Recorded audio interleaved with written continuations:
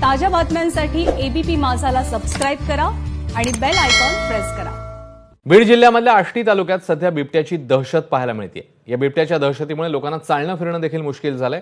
गेल्या 15 दिवसांपासून या बिबट्याने 5 ते 6 व्यक्तींवर हल्ला केलाय। गेल्या काही दिवसांपूर्वी शेतात पिकाला पाणी देण्यासाठी गेलेल्या नागनाथ गर्जे या शेतकऱ्यावर हल्ला झाला होता। या हल्ल्यामध्ये गर्जे यांचा जागीच मृत्यू झाला होता।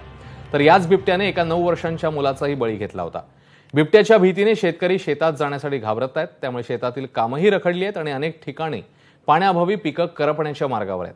तर वन विभागानेही या बिबट्याला पकडण्यासाठी सापळे लावले आहेत, पण अद्याप हा बिबट्या सापळ्यात अडकला नाहीये। पालकमंत्र्यांनी या ठिकाणी भेट दिल्यानंतर मी सरपंच परिषद मुंबई महाराष्ट्राच्या वतीनं आणि आमच्या सर्व गावकऱ्याच्या किनी ग्रामस्थांच्या वतीनं पालकमंत्र्याकडे मागणी केलेली आहे की किमान यशच्या घरच्यांना 25 लाखापर्यंतची आर्थिक मदत ही तातडीने केली पाहिजे। या ठिकाणी लाईटचं मोठ्या प्रमाणावर लोड शेडिंग होतं। रात्रीची लाईट असते ती दिवसा लाईट देण्याचं आपण त्यांच्याकडे मागणी केलेली आहे आणि या बिबट्याचा तात्काळ बंदोबस्त करावा अशा प्रकारची मागणी त्यांच्याकडे केलेली आहे आणि त्यांनी सकारात्मक दृष्टिकोनातून निर्णय घेऊ असं सांगितलेलं आहे।